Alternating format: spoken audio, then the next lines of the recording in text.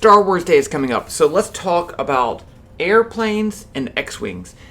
Note, I love Star Wars, and I don't care if the physics isn't right. It's still fun. But let's get into it anyway, because that's what I do.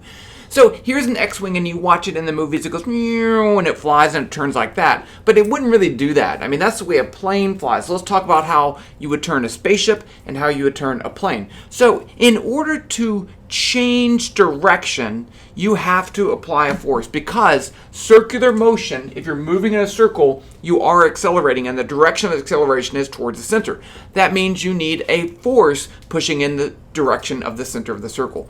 If you have an X-Wing flying like this and you want to turn that way, you have to push this way. There has to be a force pushing it to turn it. That's that. Okay. How does a plane do that? So the problem is the X-Wing doesn't have any thrusters on the side, which is fine.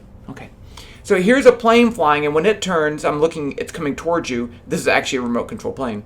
It does this and then does that. So this banking of a real plane is how they turn, because what happens is a plane has a force pushing up on the wings called lift. If you tilt the plane, now a component of that lift force is towards the center of the circle, and you can get it to turn.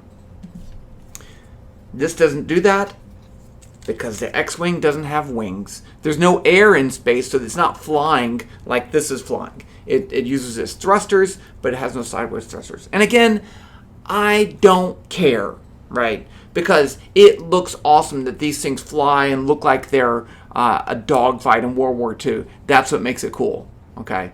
But the physics says it wouldn't really do that, and that's fine. The end. More physics stuff in Star Wars later.